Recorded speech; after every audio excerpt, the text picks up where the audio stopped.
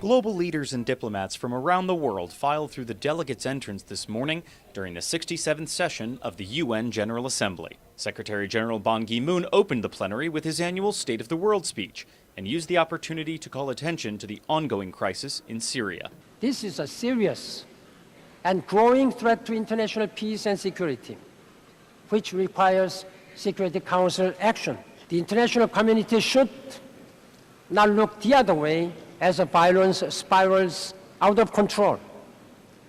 Brutal human rights abuses continue to be committed, mainly by the government, but also by opposition groups. Such crimes must not go unpunished.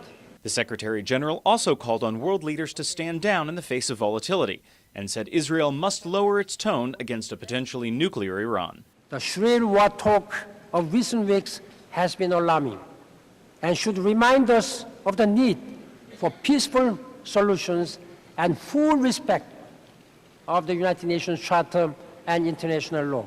U.S. President Barack Obama also addressed Iran's nuclear ambitions, saying the time for diplomacy is running out. Make no mistake, a nuclear-armed Iran is not a challenge that can be contained. It would threaten the elimination of Israel, the security of Gulf nations, and the stability of the global economy. President Obama also honored slain Ambassador Christopher Stevens. The U.S. envoy to Libya was killed in an attack on the U.S. consulate in Benghazi earlier this month. I do believe that it is the obligation of all leaders in all countries to speak out forcefully against violence and extremism.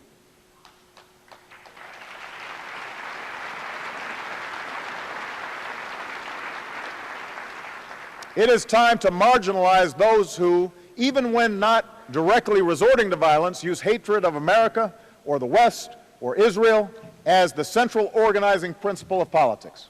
The U.S. president criticized an anti-Muslim video that set off the attack, but defended freedom of expression. The notion that we can control the flow of information is obsolete.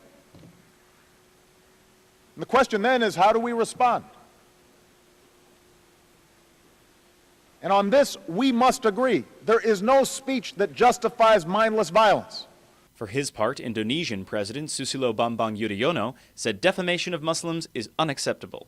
The Universal Declaration of Human Rights underlines that in exercising their freedoms of expression, everyone must observe morality and public order. Freedom of expression is therefore not absolute. President Obama's speech comes against the backdrop of the United States presidential election. His Republican rival Mitt Romney also spoke here in New York, and both men are expected to return to the campaign trail later this week. Meanwhile, global events will continue to dictate this year's session of the United Nations General Assembly. Mahmoud Ahmadinejad, Iran's president, and Israeli Prime Minister Benjamin Netanyahu are among the world leaders expected to speak in the coming days. This is Stephen Fee for Channel News Asia at the United Nations in New York.